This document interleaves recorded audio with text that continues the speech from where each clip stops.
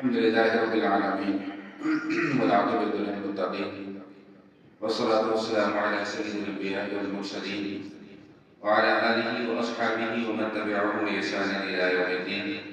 اللهم صل على سيدنا ومولانا محمد وعلى آل سيدنا ومولانا محمد وبارك وسلم وصل عليه.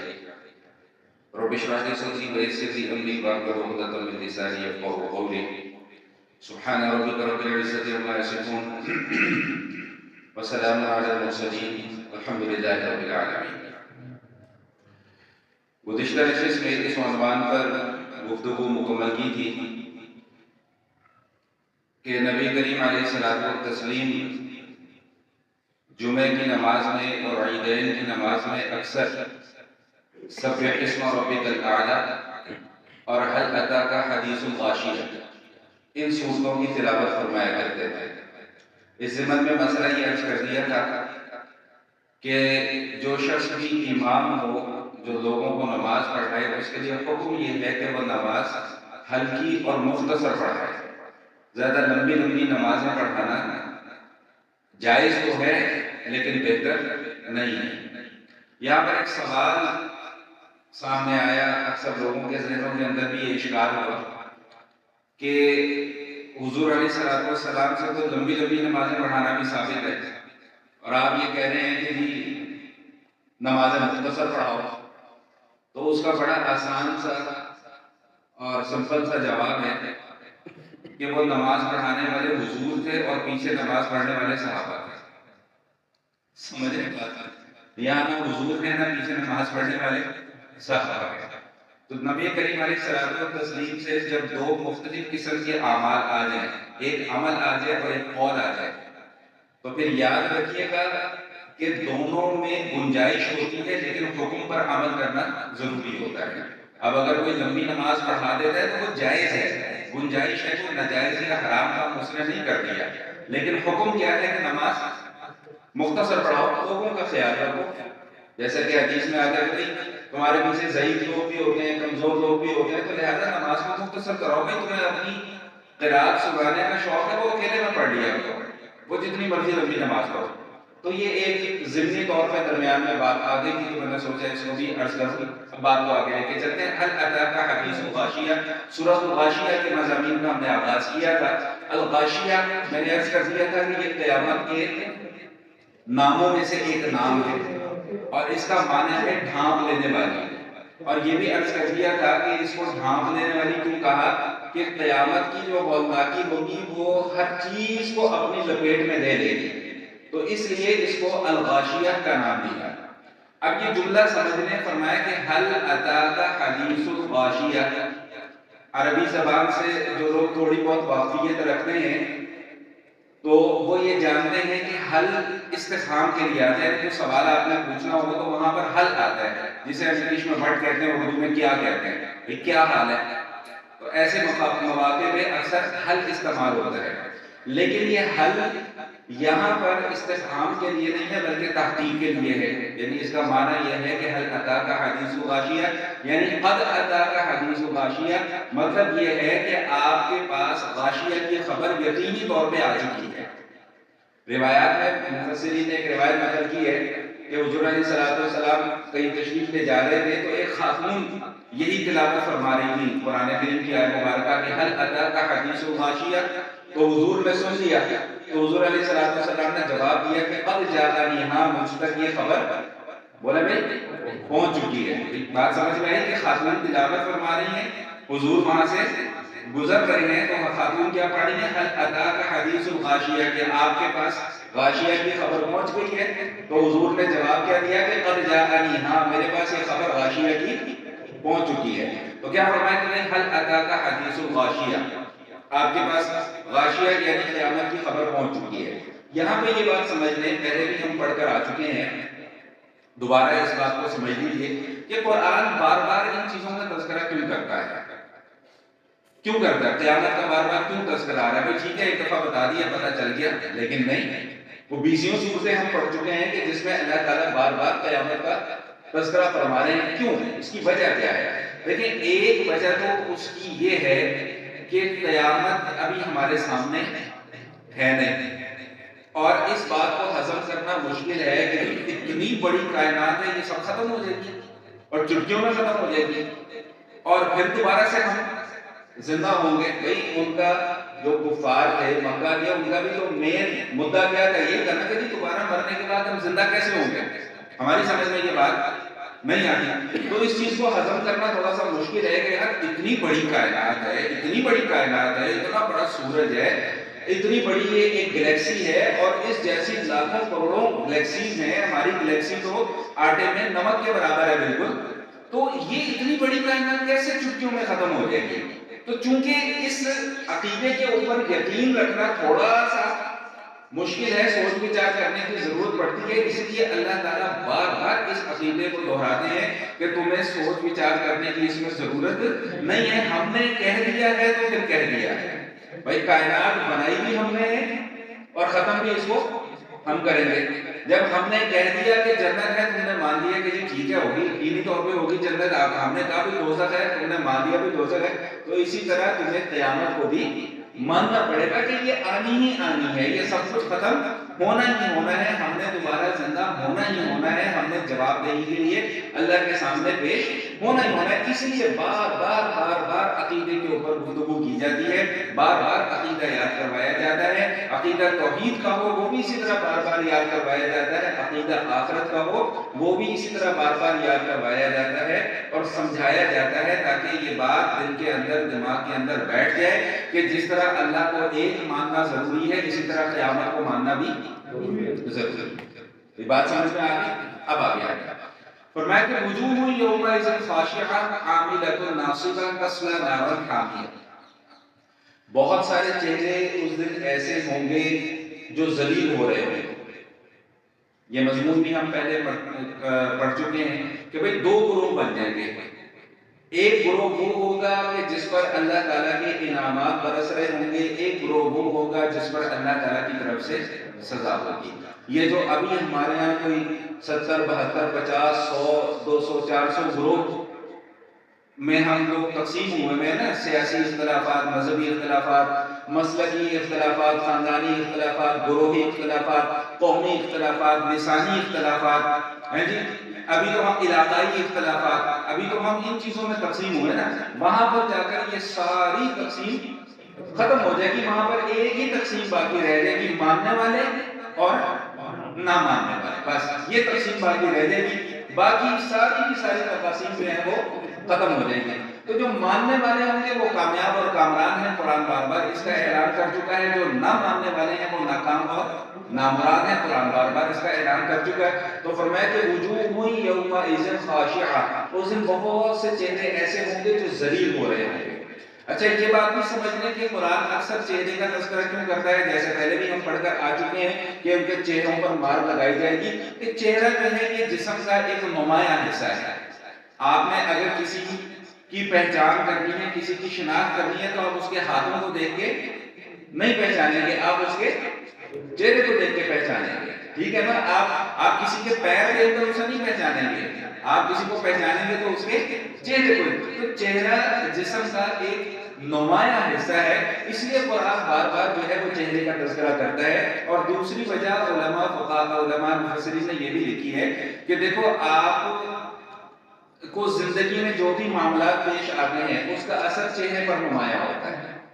کوئی ٹینشن ہے، غم ہے، غم کہاں ہو رہا ہے؟ دل میں، لیکن اس کا اثر کس کے اوپر نمایاں ہو رہا ہے؟ چہرے پر۔ خوشی آپ محسوس کر رہے ہیں تو وہ جو احساس ہے خوشی کا وہ کہاں پیدا ہو رہا ہے؟ دل کے اندر، لیکن اس کا اظہار کس سے ہو رہا ہے؟ چہرے سے ہو رہا ہے، آپ ہنس رہے ہیں، آپ کھلکھلا رہے ہیں۔ تو چہرہ جو ہے یہ کیونکہ ایک بنیادی جسم کا حصہ ہے، اس لیے قرآن بار بار اسی چیز کا تذکرہ کرتا ہے کہ اس دن بہت سارے چہرے ایسے ہوں گے کہ جن کے اوپر ذلت چھائی ہوگی، شرمندگی ہوگی، اور شرمندگی سے وہ چہرے جھکے ہوئے ہوں گے۔ عاملۃ ناصبہ، اس مضمون کو سمجھ لیجیے، یہ چھوٹا سا جملہ ہے لیکن بڑی اہم بات ہے۔ کیا فرمایا کہ بہت سارے چہرے اس دن ذلیل ہو رہے ہوں گے، عاملۃ ناصبہ، عمل کرنے والے بھی ہوں گے اور تھکنے والے بھی ہوں گے، لیکن اس کے باوجود تصلی نارا حامیہ، ان کو دہکتی ہوئی آگ میں داخل کر دیا جائے گا۔ یہ کون لوگ ہیں جو عمل کرنے والے بھی ہیں اور تھکنے والے بھی ہیں؟ اس کے علماء کرام نے دو معنی لکھے ہیں۔ ایک معنی تو یہ لکھا ہے کہ جو قیامت میں ان کو سزا مل رہی ہوگی، وہ سزا اس نوعیت کی ہوگی کہ اس سزا پہ ان سے عمل بھی کروایا جاتا ہوگا اور ان کو تھکاوٹ بھی ہو رہی ہوگی۔ مثال کے طور پہ جیسے ہم پہلے سورہ مدثر میں بھی پڑھ کے آ چکے ہیں کہ بلندی پر چڑھایا جائے گا۔ اب بلندی پر جب چڑھنا ہوتا ہے تو تھکاوٹ، لیکن یہ ایک عمل بھی ہے، تو عمل بھی کروایا جا رہا ہے اور اس عمل کی وجہ سے ان کو تھکاوٹ کا بھی احساس ہوگا۔ ایک معنی تو اس کا یہ ہے، اور ایک اور معنی ہے جو زیادہ قریب ہے تفسیر کے، وہ کیا ہے کہ بھائی اس دنیا کی زندگی میں عمل کرتے ہوں گے، دنیا کی زندگی میں عمل کر کر کے تھک بھی جاتے ہوں گے، لیکن آخرت میں اس عمل کا کوئی فائدہ نہیں ہوگا۔ سمجھ رہے ہیں بات کو کہ دنیا میں عمل بھی کیا ہے، عمل کی وجہ سے تھکاوٹ بھی ہوئی ہے، لیکن نہ یہ عمل کسی کام کا ہے نہ یہ تھکاوٹ کسی کام کی ہے، اس کے باوجود تسلا نارا خامیہ اس کو آپ کے اندر دھکیل دیا جائے گا۔ مثال کے طور پہ حضرت عمر رضی اللہ تعالیٰ عنہ کے متعلق آتا ہے کہ حضرت عمر رضی اللہ تعالیٰ عنہ جب شام تشریف لے گئے تو وہاں پہ گرجے میں ایک بوڑھے راہب کو دیکھا۔ راہب جو یہ عیسائیوں اور یہودیوں کے جو گرو گھنٹال ہوتے ہیں ان کو راہب کہا جاتا ہے، تو ایک بوڑھے راہب کو دیکھا تو حضرت عمر رضی اللہ تعالیٰ عنہ اس کو دیکھ کر رونے لگے۔ لوگوں نے پوچھا کہ حضرت آپ کیوں رو رہے ہیں؟ تو اس موقع پہ یہ آیت مبارکہ تلاوت فرمائی کہ عاملۃ ناصبہ تصلی نارا حامیہ، کہ یہ اپنی دانش میں عمل بھی کر رہا ہے، اپنی دانش میں یہ عبادت بھی کر رہا ہے، اس عبادت میں اپنے آپ کو تھکا بھی رہا ہے، لیکن یہ اس کی عبادت آخرت میں کسی کام آنے والی نہیں۔ کیوں؟ بنیادی وجہ کیا ہے کہ اس کی عبادت کا رخ درست سمت میں نہیں۔ آئیے ذرا قرآن کریم کی ایک اور آیت اس کے ساتھ ملا دیتے ہیں، پھر مطلب سمجھنا اور آسان ہو جائے گا۔ سورہ بنی اسرائیل میں اللہ پاک ارشاد فرماتے ہیں کہ وَمَنْ أَرَادَ الْآخِرَةَ وَسَعَى لَهَا سَعْيَهَا وَهُوَ مُؤْمِنٌ فَأُولَٰئِكَ كَانَ سَعْيُهُمْ مَشْكُورًا، کہ بھئی یہ جو تمہاری محنت ہے زندگی کی، جو تم نیک اعمال کرتے ہوئے کر رہے ہو، یہ محنت کارگر کب ثابت ہوگی؟ یہ اس وقت ثابت ہوگی کہ وَمَنْ أَرَادَ الْآخِرَةَ، کہ سب سے پہلے تو تم آخرت کے طلبگار ہوگے، دوسرے نمبر پر وَسَعَى لَهَا سَعْيَهَا، اور تم نے عمل کرنے کے لیے کوشش بھی کی ہوگی، اور تیسرے نمبر پر وَهُوَ مُؤْمِنٌ، وہ نیک عمل تم نے حالت ایمان میں کیا ہوگا، تو پھر فَأُولَٰئِكَ كَانَ سَعْيُهُمْ مَشْكُورًا، پھر تمہاری محنت کی جو ہے وہ قدردانی کی جائے گی۔ تین باتیں اللہ تعالیٰ نے اس آیت میں بتا دی ہیں کہ آخرت میں اگر کوئی عمل ہم چاہتے ہیں کہ ہمارا قبول ہو تو اس میں تین بنیادی باتوں کا ہونا ضروری ہے۔ سب سے پہلی بات یہ کیا؟ اراد الآخرت، طالب آخرت ہو۔ طالب آخرت کا مطلب کہ نیت نیک ہو، نیت یہ نہ ہو کہ میں لوگوں کو دکھانے کے لیے کام کر رہا ہوں۔ اس موضوع پر بھی کئی مرتبہ بات ہو چکی ہے کہ حضور علیہ الصلوۃ والسلام نے احادیث میں ریاکاری کو شرک اصغر قرار دیا ہے۔ یہ شرک اصغر ہے کہ میں لوگوں کو دکھانے کے لیے کوئی نیک کام کر رہا ہوں، میں صدقہ و خیرات اس لیے کر رہا ہوں کہ لوگ کہیں واہ بھائی واہ کتنا سخی آدمی ہے، یہ دیکھو کس طرح اپنی دولت جو ہے وہ غریبوں کے اوپر لٹا رہا ہے۔ میں نماز پڑھ رہا ہوں بڑے خوش و خضوع کے ساتھ، دیکھا جی چار لوگ اور آ گئے اور جی آنکھیں بند کر لی، گردن جھکا لی اور بڑے اہتمام کے ساتھ، لیکن نیت کیا ہے کہ لوگ دیکھ رہے ہیں کہ میں کتنا نمازی ہوں۔ بس جہاں یہ نیت آ گئی وہاں پہ عمل کا کھانا خراب ہو گیا۔ تو پہلی چیز کیا فرمائی کہ ومن اراد الآخرۃ، بھائی جو آخرت کی طلب رکھتے ہوئے نیک عمل کرے گا نا، اصل نیک عمل وہی ہوگا۔ دوسرے نمبر پر کیا کہ وسعی لہا سعیہا، اس نیک عمل کے لیے کوشش بھی کی ہوگی۔ جیسا کہ میں اکثر آپ حضرات کے سامنے یہ عرض کرتا رہتا ہوں کہ اللہ تعالیٰ عمل سے زیادہ عمل سے پہلے جو ایفرٹ ہوتی ہے نا اس کو دیکھتے ہیں، اور ثواب بھی اسی کا ملتا ہے۔ اس کی ایک مثال میں اکثر دیا کرتا ہوں سردیوں کے موسم میں خاص طور پہ، کہ صبح صبح فجر کے وقت میں آپ نرم نرم بستر میں جناب لیٹے ہوئے ہیں، سو رہے ہیں، اچانک اللہ اکبر کی صدا کان میں پڑتی ہے، آپ اپنا گرم بستر چھوڑتے ہیں ٹھنڈے پانی سے وضو کرتے ہیں، پھر سخت سردی میں اپنے گھر سے چل کر مسجد تک آتے ہیں، پھر کوئی وی آئی پی مسجد ہو تو چلو وہاں پہ ہیٹر شیٹر مل جاتے ہیں، کوئی چھوٹی موٹی مسجد ہو تو وہاں پہ ہیٹر بھی دستیاب نہیں ہوتا، پھر وہاں پہ آپ فجر کی نماز بھی پڑھتے ہیں، پھر فجر کی نماز پڑھ کر اسی سردی میں واپس بھی، یہ ہے وہ عمل کی کوشش کہ جس کو اللہ تعالیٰ فرما رہے تھے تمہاری اس کوشش کو سراہا جائے گا۔ بھائی نماز تو گھر میں بھی پڑھی جا سکتی ہے نا، بھائی کوئی اگر نماز گھر میں پڑھ لے گا تو نماز تو اس کی بھی بولے بھائی ہو جائے گی، وہ ایک علیحدہ بات ہے کہ ثواب اس کا ملے یا نہ ملے وہ ایک اللہ تعالیٰ نے فیصلہ کرنا ہے، لیکن نماز کو کم از کم اس کا فرض تو ادا ہو گیا نا، اگر کسی نے گھر میں بھی نماز پڑھ لی یہاں بھی آگے ہم نماز پڑھ رہے تو پھر فرق کیسا ہے؟ بھائی فرق اس ایفرٹ کا ہے جو آپ نے کیا، اسی کو فرمایا کہ وسعى لها سعيها، بھائی نیک کام کب نیک کام کہلائے گا کہ جب اس میں آخرت کی طلب ہوگی، اور دوسرے نمبر پر وسعى لها سعيها، اس نیکی کے لیے کوشش کی گئی ہوگی۔ آپ کوئی بھی نیک عمل اتاریں، آپ حج لے لیں، حج لے لیں، حج کرنا بھائی یہ کسی کی گھڑی ملی ہے، ابھی تھوڑے سے لوگ ہیں ابھی لے لیں جس کی بھی ہے گھڑی، نہیں کوئی لیکن اپنے ہاتھ میں دیکھیں ابھی تو تھوڑے سے بچے آپ ہی کی ہے، اچھی ہے نہیں، یہ نہیں ہے، وہ ابھی پچھلے جو خبر آئی نا وہ اسمبلی میں کسی کے پیسے گر گئے، پتہ نہیں سچی خبر ہے جھوٹی خبر ہے، انہوں نے کہا بھائی یہ پیسے کس کے، تو وہ 12 لوگوں نے ہاتھ کھڑا کر دیا کہ ہمارے پیسے، تو اسی لیے چلو بھائی جس کی وہ بات تو دے دیں ہمیں۔ اچھا تو کیا فرمایا کہ بھائی ومن اراد الاخرۃ وسعى لها سعيها، بھائی آخرت کا طلبگار ہو اور عمل کے لیے کیا کی ہو بھائی کوشش بھی کی ہو، اور تیسرا اور سب سے اہم دلیل ان کا کہ وهو مؤمن، بھائی عمل حالت ایمان میں کیا ہو، پھر وہ عمل کارگر ثابت ہوگا، پھر اس عمل کا آخرت میں جا کر فائدہ ہوگا۔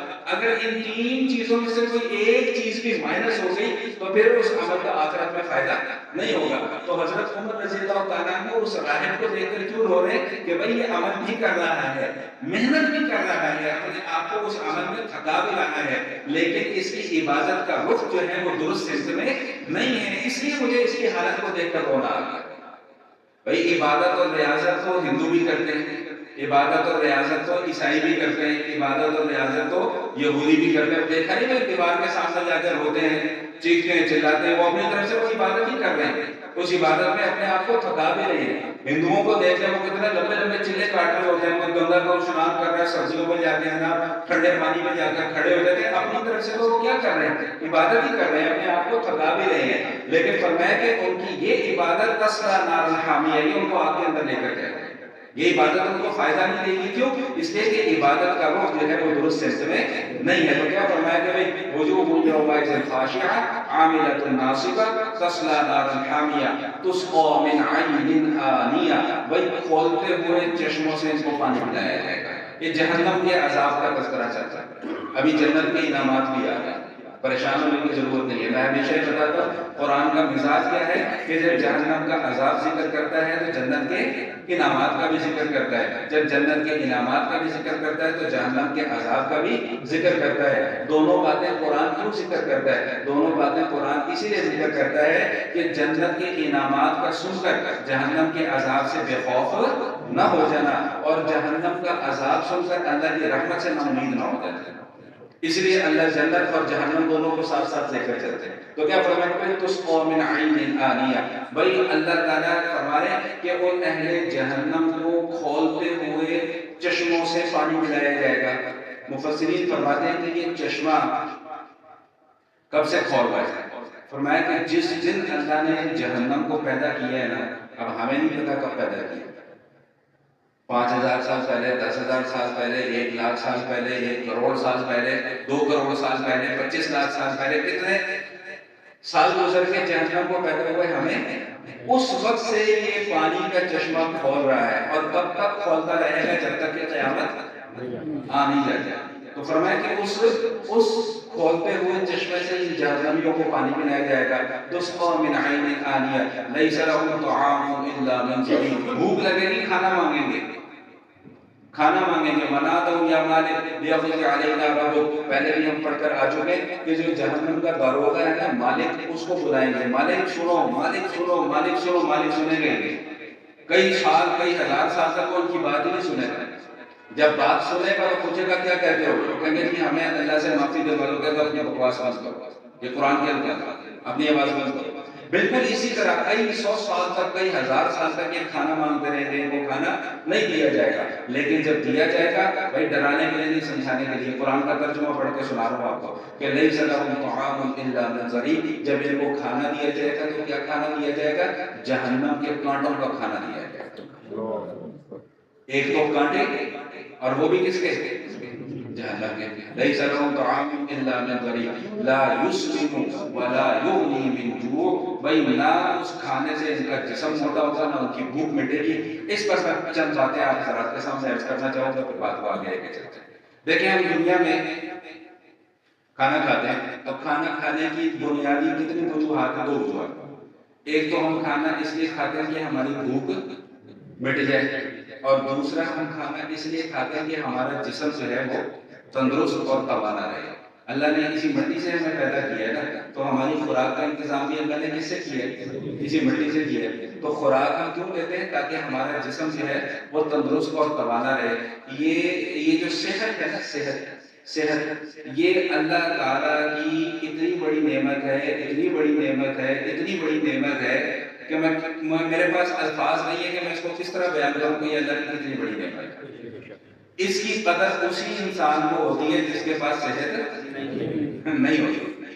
یہی وجہ ہے کہ حضور علیہ السلام ارشاد فرماتے ہیں کہ اپنی صحت کو اپنی بیماری سے پہلے غنیمت جانا. اور یہ ایسی نعمت ہے کہ جس کے مطابق خود حضور علیہ السلام نے بھی فرما دیا ہے کہ دو نعمتیں ایسی ہیں کہ جن کی طرف سے لوگ غافل ہیں، ایک صحت اور ایک فراغت. فراغت کے لمحات اگر میسر آ جاتے ہیں تو وہ فراغت کے لمحات ہم غفلت میں گزار لیتے ہیں. جب کوئی مصروفیت آن پڑتی ہے پھر ہمیں خیال ہوتا ہے اوہو میں تو کل بھی فارغ تھا، میں نے یہ کام نہیں کیا، میں تو پرسوں بھی فارغ تھا، میں نے یہ کام نہیں کیا، میں تو پچھلے ایک مہینے سے فارغ تھا، میں یہ کام کر سکتا تھا، نہیں کیا. اب مصروفیت ایسی آن پڑی ہے کہ اب وہ فراغت کا موقع مل نہیں رہا. تو اللہ کے نبی صلی اللہ علیہ وسلم کیا ارشاد فرما رہے ہیں کہ بھئی دو نعمتیں ایسی ہیں جن کی طرف سے لوگ غافل ہیں، ایک فراغت کی نعمت ہے اور ایک صحت کی نعمت ہے. صحت کا اپنی کا لوگ خیال نہیں کرتے، حالانکہ آپ کی زندگی کے بے شمار معاملات ایسے ہیں کہ جن کا تعلق صحت کے ساتھ ہے. سب سے بڑھ کر رزق کمانے کا معاملہ ہے، اس کا تعلق ہی بھائی صحت درست ہوگی تو دفتر جائیں گے نا، صحت درست ہوگی تو اپنے شو روم میں جا کے بیٹھیں گے، صحت اچھی ہوگی تو اپنی دکانداری کریں گے نا. اگر صحت ہی ٹھیک نہیں ہے تو روزی کیسے کمائیں گے؟ پھر آپ کی جتنی بھی عبادات ہیں ان سب کا تعلق کس کے ساتھ ہے؟ صحت کے ساتھ. بھائی نماز تبھی صحیح سے پڑھنے کا مزہ ہے نا جب صحت ٹھیک ہوگی. جب صحت ٹھیک نہیں ہے تو میں نماز پڑھنے کا بھی وہ لطف نہیں آتا. روزہ بھی آپ کب رکھ سکیں گے جب آپ کی صحت ٹھیک ہوگی. حج کرنے کا اتنا مشقت والا کام آپ کب کر سکیں گے جب آپ کی صحت ٹھیک ہوگی. تو اس لیے فرمایا گیا کہ صحت ایک ایسی نعمت ہے کہ جس کی طرف سے لوگ غافل ہیں. یاد رکھیے گا کہ اللہ تعالیٰ نے ہمیں دنیا میں بھیجا ہے. میں ایک جملہ استعمال کرنے لگا ہوں، اگر جملے کے اندر کوئی قباحت محسوس ہو تو میں پیش کی معذرت چاہتا ہوں. ٹھیک، جملے کے اندر اگر کوئی قباحت محسوس ہو، لیکن اللہ تعالیٰ نے ہمیں دنیا میں نہ کھابے پڑھنے کے لیے بھیجا ہے اور نہ بھوکا مرنے کے لیے بھیجا ہے. بات سمجھ رہے کہ نہیں سمجھ رہے؟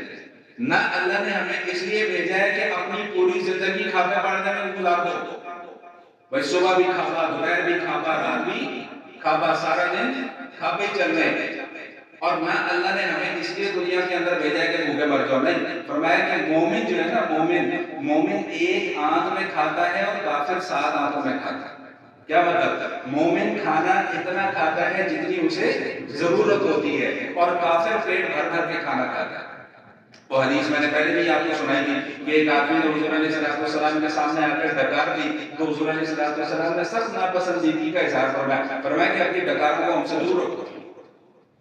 تو اس لیے بات کرنے کا مقصد صرف اور صرف یہ تھا کہ اللہ تعالیٰ نے ہمیں دنیا میں اس لیے نہیں بھیجا کہ بس ہم اپنے جسم کی بھوک مٹاتے رہیں اور ہم اپنی روح کی بھوک مٹانے کا کوئی انتظام نہ کریں، بلکہ اللہ نے ہمیں اس لیے بھیجا ہے کہ جسم کی بھوک مٹانی ہے تو اس لیے مٹانی ہے تاکہ مجھے اتنی قوت مل سکے کہ میں روح کی بھوک کو مٹا سکوں۔ بھائی قوت ہوگی تو عبادت کرو گے، قوت نہیں ہوگی تو نہیں عبادت کر سکتے۔ محسوس نہ کیجیے گا، اب یہ ہمارے بہت سارے بزرگ حضرات ہیں کرسی پہ بیٹھ کے نماز پڑھنے، میری کئی مرتبہ ان سے بات ہوتی ہے، کہتے ہیں مزہ ہی نہیں آتا نماز پڑھنے کا۔ بھائی اگر آپ کو زمین پر سجدہ کرنے کا موقع مل رہا ہے نا تو اللہ کا شکر ادا کریں۔ اگر آپ کو رکوع کرنے کا موقع مل رہا ہے نا، اللہ نے طاقت دی ہے تو اس میں شکر ادا کریں۔ اگر اللہ تعالیٰ نے کھڑے ہو کر نماز پڑھنے کی ہمت اور توفیق دے دی ہے تو اس پر اللہ کا شکر ادا کریں کہ یہ اللہ تعالیٰ کی طرف سے نعمتوں میں سے ایک نعمت ہے، اللہ کے انعامات میں سے یہ ایک انعام ہے۔ ہم اپنے ہاتھوں کی صحت برباد کر رہے ہیں، کھا رہے ہیں جناب، صبح بھی ناشتہ بھی جناب دو دیسی گھی والے پراٹھے پڑھ رہے ہیں، پھر اس کے بعد جا کر بیٹھ جانا ہے، نہ کوئی چلت پھرت کرنی ہے، نہ کوئی ایکسرسائز کرنی ہے، نہ کچھ کرنی ہے۔ جب دوپہر کا ٹائم ہو رہا ہے تو پھر بریانی کی بھوک لگ جانی ہے، جب شام کا ٹائم ہو رہا ہے تو پھر کڑھائی کی بھوک لگ جانی ہے۔ بس سارا دن ایک ہی کام رہ گیا، اس کے علاوہ ہمارا اور کوئی کام رائے نہیں۔ شادیوں میں چلے جائیں، اللہ معاف فرمائے، ایسا لگتا ہے کہ جیسے زندگی کا آخری کھانا کھانے لگے، جو کھانے کے ساتھ ہم زیادتی کرتے ہیں، جو ظلم کرتے ہیں۔ بارہ یہ میرا موضوع نہیں تھا، بات بڑی دور نکل جائے گی، تو میں واپس اپنے مضمون کی طرف آ رہا ہوں کہ اللہ کے نبی صلی اللہ علیہ وسلم نے صحت کو بڑی نعمت قرار دیا ہے، صحت کو بڑا اللہ کے نبی صلی اللہ علیہ وسلم نے اہمیت دی ہے، صحت کو برقرار رکھنے کی بھی اہمیت کو بیان فرمایا ہے۔ ایسے کئی واقعات کتابوں کے اندر لکھے ہیں صحابہ کرام کے، ایک نے کہہ دیا کہ جی میں تو ساری رات کھڑا ہو کے نوافل پڑھتا رہوں گا، ایک نے کہہ دیا کہ میں تو اب ساری زندگی روزے رکھا کروں گا، ایک نے کہہ دیا کہ جی میں تو شادی نہیں کرنی، ٹھیک ہے۔ ایک صحابی اسی طرح بالکل کمزور ہو گئے، ہڈیاں ان کے نکلنا شروع ہو گئی، تو پوچھا کہ بھئی کیا کرتے ہو؟ بھئی ساری رات کھڑے ہو کے اللہ کی عبادت کرتے، تو کیا ارشاد فرمایا کہ اِنَّ عَلَيْكَ، حدیث کے الفاظ ذہن سے نکل گئے، بارے میں اس کا مفہوم یہ کہ بھئی تمہارے جسم کا بھی تمہارے اوپر حق ہے۔ جسم کس کا دیا ہوا ہے؟ بھئی سب بولے اللہ کا۔ تو جب اللہ کا دیا ہوا ہے تو یہ اللہ کی امانت ہے ہمارے پاس، تو جب اللہ نے دیا ہے تو اس کی حفاظت کی ذمہ داری بھی اللہ تعالیٰ نے ہمیں قرار دی ہے۔ ایک حدیث سناتا ہوں، پھر بات کو آگے لے کر چلتا ہوں۔ اللہ کے نبی صلی اللہ علیہ وآلہ وسلم ارشاد فرماتے ہیں کہ 3 نعمتیں ایسی ہیں کہ اگر وہ کسی کو مل گئی ہے نا تو سمجھ لو کہ اللہ تعالیٰ نے پوری کی پوری دنیا سمیٹ کر اسے دے دی۔ کتنی نعمتیں ہیں؟ 3 نعمتیں۔ پہلی نعمت کیا ہے؟ فرمایا کہ تم صبح اس حالت میں کرو کہ تم صحت مند ہو، تمہیں کوئی بیماری نہ ہو، تمہیں کوئی تکلیف نہ ہو۔ اگر ہم جب صبح اٹھتے ہیں، صبح جب ہماری آنکھ کھلتی ہے تو ہم کیا دعا پڑھتے ہیں؟ الحمدللہ الذی احیانا بعد ما اماتنا والیہ النشور، کہ یا اللہ آپ کا شکر ہے آپ نے موت کے بعد ہمیں دوبارہ زندگی دے دی ہے، اور پھر ہم نے ایک نہ ایک دن مرنے کے بعد آپ کے پاس آنا ہی آنا ہے، ٹھیک ہے۔ یہ تو دعا کا آغاز کس سے ہو رہا ہے؟ الحمدللہ، یا اللہ آپ کا شکر ہے۔ اس پر تو میں کئی مرتبہ بات کر کے آ چکا ہوں کہ اللہ کا شکر جو ہے یہ ساری کی ساری نیکیوں کی کیا ہے؟ جڑ ہے، بنیاد ہے۔ تو کیا فرمایا کہ 3 نعمتیں اگر کسی کو دے دی ہیں تو سمجھ لو کہ پوری دنیا سمیٹ کر اللہ تعالیٰ نے اسے دے دی ہے۔ ان 3 نعمتوں سے پہلی نعمت کیا ہے کہ بھئی تم صبح اس حالت میں کرو کہ تم صحت مند ہو۔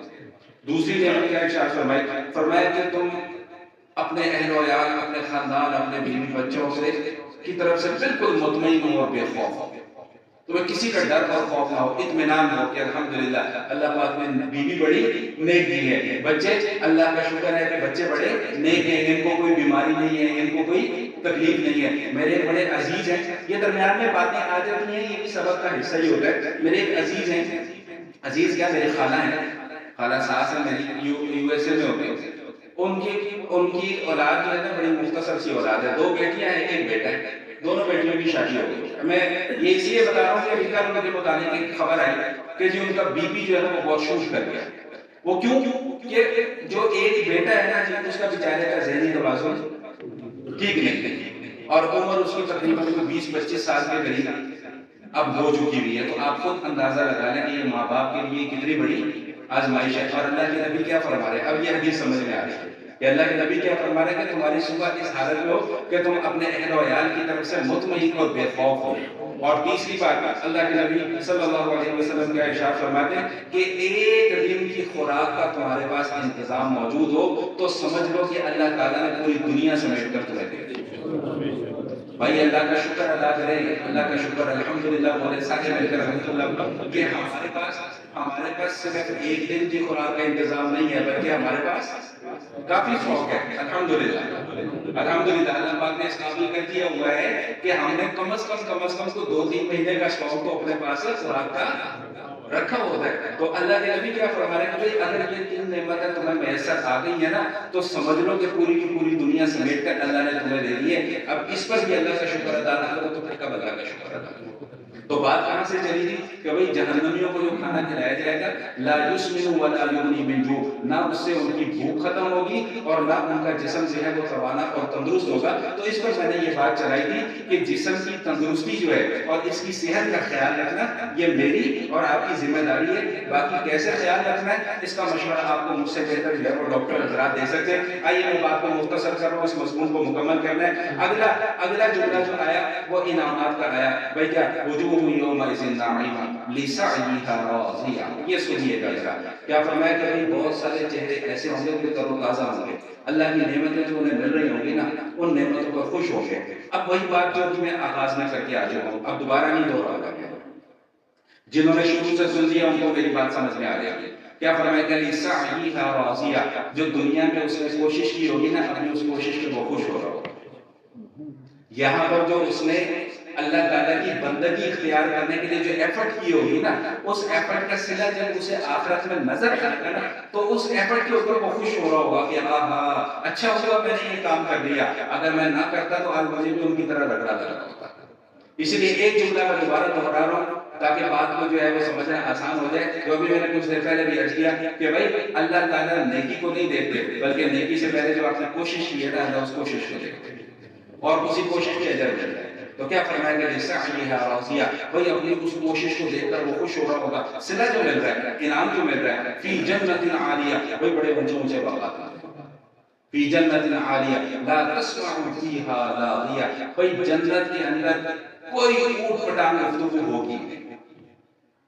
یہاں تو اچھی باتیں بھی ہوتی ہیں بری باتیں بھی ہوتی ہیں، کبھی کسی کی گالی سننے کو مل جاتی ہے، کبھی کسی کا تانا سننے کو مل جاتا ہے، کبھی کسی کی غیبت سننے کو مل جاتی ہے، کبھی کسی کی چغل خوری سننے کو مل جاتی ہے، کبھی کچھ سننے کو ملتا ہے، کبھی کسی کا لڑائی جھگڑا کاموں میں پڑ جاتا ہے، سڑک پہ چلے جائیں تو کہیں ٹی ہو رہی ہے تو کہیں پاؤں ہو رہی ہے تو شور شرابہ بے ہنگم سی ایک دنیا ہے۔ اللہ فرمانے کہ جنت میں جا کے تو اس طرح کی کوئی ٹینشن فری ماحول ہوگا، بالکل لا تسمع فیہا لاغیہ فیہا عین جاریہ، بھئی بہتے ہوئے چشمے ہوں گے، فیہا سرر مرفوعہ، بھئی بڑے اونچے جو ہے وہاں پر کیا لگے ہوں گے، بھئی تخت لگے ہوں گے، فیہا سرر مرفوعہ واکواب موضوعہ، بھئی آپ خورے رکھے ہوں گے، گلاس رکھے ہوں گے، ان گلاسوں میں مشروب پیا جائے گا، جنت کا مشروب پیا جائے گا۔ وہ کیا ہے بھئی اگلی آیت کیا ہے بھئی وَنَمَارِقُ مَصْفُوفَةٌ، بھئی تکیے لگے ہوں گے اور قطار در قطار لگے ہوں گے، وَزَرَابِيُّ مَبْثُوثَةٌ، اور بھئی کیا زبردست قسم کے قالین بچھے ہوں گے۔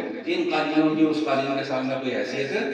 بولے بھئی وہ جنت کے قالین ہوں گے۔ ٹھیک کہ بھئی یہ میں مضمون کو مختصر اس لیے کر رہا ہوں کہ آپ یہ مضمون پہلے بھی کئی مرتبہ پڑھ کر آ چکے ہیں۔ جو اگلا مضمون میں نے سمجھانا تھا وہ اب اس کی طرف توجہ کر لیجیے، آخری چند منٹ ہے اور آخری گفتگو ہے یہ۔ اچھا اب بات یہ ہے کہ ہم نے تو ایمان رکھ لیا، الحمدللہ اللہ کا شکر ہے، اللہ نے ہمیں توفیق دے دی، ہم ان ساری باتوں پر ایمان لے آئے۔ جب قرآن نازل ہو رہا تھا نا تو ایک طبقہ وہاں پر ایسا بھی تھا جنہیں یہ چیزیں سمجھ میں نہیں آتی، ان کا سوال یہ ہوتا تھا کہ یہ کیسے ہوگا، ہاؤ کین اٹ پاسبل، اتنی بڑی کائنات ختم کیسے ہو جائے گی، اتنی بڑی جنت کیسے ہو سکتی ہے، اتنی بڑی دوزخ کیسے ہو سکتی ہے، جنت کے اتنے انعامات کیسے ہو سکتے ہیں، دوزخ کے اتنے عذاب کیسے ہو سکتے ہیں۔ تو اللہ کہہ رہے ہیں کوئی پریشانی والی بات ہے، میں تمہیں سمجھا دیتا ہوں۔ سمجھانے کے لیے اللہ نے 4 دلیلیں پیش کی ہیں۔ پہلی دلیل افلا ينظرون الى الابل كيف خلقت والى السماء كيف رفعت والى الجبال كيف نصبت والى الارض كيف سطحت۔ 4 دلیلیں اللہ نے پیش کی ہیں۔ پہلے قرآن کا مزاج سمجھتے ہیں، قرآن کا مزاج کیا ہے؟ قرآن ہمیشہ دلیل اس چیز کو بناتا ہے جو میرے اور آپ کے مشاہدے میں، آسان الفاظ میں جو مجھے اور آپ کو نظر آ رہا ہے۔ جس کو میں اور آپ تھوڑی سی محنت کر کے تھوڑی سی توجہ لگا کے سمجھ سکتے ہیں، سیکھ سکتے ہیں۔ قرآن ہمیشہ دلیل ایسی چیزوں کو بناتا ہے۔ قرآن نے جنت کا بھی تذکرہ کیا ہے، قرآن نے جہنم کا بھی تذکرہ کیا ہے، قرآن نے قیامت کا بھی تذکرہ کیا ہے، لیکن ان چیزوں کو اللہ تعالیٰ نے بطور دلیل نہیں بیان فرمایا۔ سمجھیے گا ذرا اس نقطے کو، کام آئے گا، کیونکہ یہ صورتیں آپ اکثر نمازوں میں سنتے رہتے ہیں۔ اب انشاءاللہ جب آپ سنیں گے تو آپ کے ذہن کے اندر یہ مضامین گردش کر رہے ہوں گے۔ سنیے گا ذرا پوری توجہ کے ساتھ۔ کیا بھائی میں کیا عرض کیا کہ بھائی اللہ تعالیٰ نے جنت کو، جہنم کو، قیامت کو، ان چیزوں کو اپنی قدرت کی دلیل کے طور پر نہیں پیش کیا۔ اللہ نے یہ نہیں کہا کہ میں نے جنت بنائی ہے لہٰذا تم مجھ پر ایمان لے کے آؤ، نہیں، یہ نہیں کہا۔ اللہ نے یہ نہیں کہا کہ میں نے جہنم بنائی ہے لہٰذا تم مجھ پر ایمان لے کے آؤ، یہ نہیں فرمایا، بلکہ اللہ تعالیٰ نے جنت جہنم کا تذکرہ بطور جزا اور بطور سزا کے کیا۔ دلیل کس چیز کو بنا رہے ہیں اللہ تعالیٰ؟ دلیل بنا رہے ہیں آسمان کو۔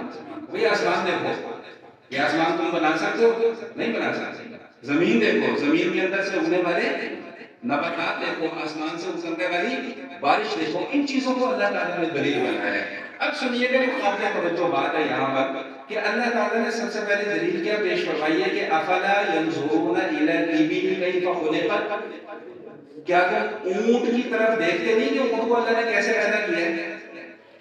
اب یہاں پر سمجھنے کی بات یہ ہے کہ اللہ نے صرف اونٹ کا تذکرہ کیوں فرمایا؟ بھئی گائے کا تذکرہ بھی تو کر سکتے تھے، بکری کا تذکرہ بھی کیا جا سکتا تھا، ہاتھی کا تذکرہ بھی کیا جا سکتا تھا، اور بتھیرے جانور ہیں کسی کا بھی تذکرہ کیا جا سکتا تھا۔ یہ خاص طور پہ اللہ تعالیٰ نے اونٹ کا تذکرہ کیوں فرمایا؟ اس کی بنیادی وجہ یہ ہے کہ عرب کے جس معاشرے میں قرآن نازل ہو رہا تھا ان کی ثقافت کا ایک اہم ترین حصہ اونٹ بھی ہے۔ سمجھ رہے ہیں؟ اونٹ کو جو پروٹوکول عرب لیتے ہیں نا وہ میں اور آپ یہاں بیٹھ کے سمجھ نہیں سکتے۔ ان کی زندگی کا ایک حصہ سمجھ لیں کہ اونٹ ہے، اونٹ کو وہ کھاتے بھی ہیں، اونٹ کے اوپر وہ سواری بھی کرتے ہیں، اونٹ کے اوپر وہ وزنی سے وزنی سامان بھی لاتے لیتے ہیں، غرض ہے کہ ان کی جتنی بھی بنیادی ضروریات ہیں وہ اونٹ پوری کر رہے ہیں۔ عرب کا صحرا ہو، آپ میں سے جو حضرات وہاں گئے ہیں وہاں کی موسم کی شدت کا آپ لوگ مجھ سے بہتر اندازہ لگا سکتے ہیں۔ اب تو خیر بہت سہولتیں ہو گئی، یہ اس دور کی بات ہے جب سہولت نام کی کوئی چیز نہیں ہے۔ اس وقت اللہ تعالیٰ اونٹ کی مثال دے رہے ہیں کہ بھئی کیوں؟ بھئی پہلی یا دوسری کی کتاب، اردو کی کتاب اگر کسی کو یاد ہو تو اس میں ہم نے ایک لفظ پڑھا تھا کہ اونٹ کو کیا کہتے ہیں؟ صحرا کا جہاز، کہ وہ صحرا میں اتنی رفتار سے چلتا ہے کہ اس کی رفتار کا کوئی مقابلہ نہیں کر سکتا۔ اللہ نے اس کی بناوٹ ایسی رکھی ہوئی ہے۔ پھر مجھے یاد پڑتا ہے ہم نے یہ بھی پڑھا تھا کہ 10-15 دن تک اسے بھوک اور پیاس کی شدت محسوس نہیں ہوتی۔ یہ ان کی ثقافت کا حصہ تھا۔ اسی لیے اللہ تعالیٰ نے یہاں پہ خاص طور پر اونٹ کی مثال دی ہے کہ بھئی اونٹ تم سے زیادہ دور نہیں ہے، تمہارے دروازے میں باہر بندہ ہوا ہے، اس کو جا کر دیکھ لو کہ میں نے اس کو کیسے پیدا کیا ہے۔ اگر تمہیں پھر بھی سمجھ میں نہیں آتی تو تم اونٹ پیدا کر کے دکھا دو۔ اگر تم سے کوئی یہ پوچھے کہ اونٹ کو پیدا کر سکتے ہو تو کیا جواب ملے گا؟ نہیں پیدا کر سکتے۔ تو اللہ فرما رہے کہ میری تخلیق پر ایمان لے آؤ۔ تو اسی لیے میں عرض یہ کر رہا تھا کہ اللہ تعالیٰ ہمیشہ دلائل ان چیزوں سے بیان فرماتے ہیں جو میرے اور آپ کے مشاہدے میں آتی ہیں۔ دیکھیں سورہ ملک آپ حضرات کو یاد ہے، سورہ ملک کی ایک آیت آتی ہے الا یعلم من خلق۔ کیا معنی ہے اس کا؟ اس کا معنی یہ ہے کہ اللہ نے جس کو پیدا کیا ہے نا اللہ اس کو جانتا بھی ہے۔ مجھے اور آپ کو کس نے پیدا کیا؟ سب بولے اللہ نے۔ تو میرے اور آپ کے مزاج کو بھی کس نے بنایا ہے؟ اللہ نے۔ اور میرا اور آپ کا مزاج سب سے زیادہ جانتا بھی کون ہے؟ اللہ۔ تو اسی لیے اللہ تعالیٰ نے دلیل بھی وہ بیان فرمائی ہے جو میرے اور آپ کے مزاج کے مطابقت رکھتی ہو، موافقت رکھتی ہو، جس کو میرے لیے سمجھنا آسان ہو۔ اس لیے اللہ تعالیٰ نے یہاں پر اسپیشل اونٹ کی مثال کو بیان فرمایا ہے۔ اب رہا یہ مسئلہ کہ بھئی گائے کو کیوں نہیں بیان کر دیا، ہاتھی کو کیوں نہیں بیان کر دیا، تو آج جب میں مطالعہ کر رہا تو مجھے ایک بڑی دلچسپ حقیقت میرے سامنے آئی، اور وہ یہ سامنے آئی کہ بھئی اس معاشرے میں، حالانکہ ہاتھی تو اونٹ سے بھی زیادہ بڑا جانور ہے نا، تگڑا جانور ہے، وہ حقیقت یہ سامنے آئی کہ اس زمانے کے لوگ اہل عرب ہاتھی کو جانتے ہی نہیں تھے کہ ہاتھی کس بلا کا نام ہے۔ شاید یہ میرا گمان ہے، یہ میرا گمان ہے کہ شاید پہلی مرتبہ انہوں نے ہاتھی دیکھا ہی تب تھا جب ابرہہ ہاتھی لے کر خانہ کعبہ پر چڑھائی کرنے آیا تھا، ورنہ ان کو ہاتھی کی نہ کوئی ضرورت تھی، نہ وہ ہاتھی کو جانتے تھے۔ اور صحرا میں ہاتھی کا کام کیا ہے؟ صحرا میں تو اونٹ کا کام ہے۔ تو اسی لیے اللہ تعالیٰ نے ان کی مزاج کی موافقت رکھتے ہوئے، مطابقت رکھتے ہوئے مثال کیا بیان فرمائی ہے، دلیل کیا بیان فرمائی ہے کہ افلا ينظرون الى الابل کیف خلقت والى السماء کیف رفعت، آسمان کو دیکھتے نہیں کہ ہم نے آسمان کو کتنا بلند کر دیا ہے؟ تو یہ کس سوال کے جواب میں آ رہا ہے کہ بھئی یہ اتنا سب کچھ کیسے ہو سکتا ہے؟ تو اللہ فرما رہے ہیں کہ یہ جو اتنا سب کچھ ہوگا نا، وہ اسی نے کرنا ہے جس نے یہ سب کچھ کیا ہے۔ جس نے آسمان بنایا ہے نا، وہ اس آسمان کو کیا کر دے گا؟ وہ ختم بھی کر دے گا۔ جس نے یہ زمین بنائی ہے نا، وہ اس زمین کو ختم بھی کر دے گا۔ جس نے تمہیں بنایا ہے نا، وہ تمہیں ختم بھی کر دے گا۔ یہ آخری چند آیات ہیں سورۃ الغاشیہ کی، ابھی 2-3 آیات رہتی ہیں، تو انشاءاللہ ان کا تذکرہ جو ہے ہم آئندہ کی نشست میں کریں گے، اور پھر ساتھ سورۃ الفجر کو ملا لیں گے۔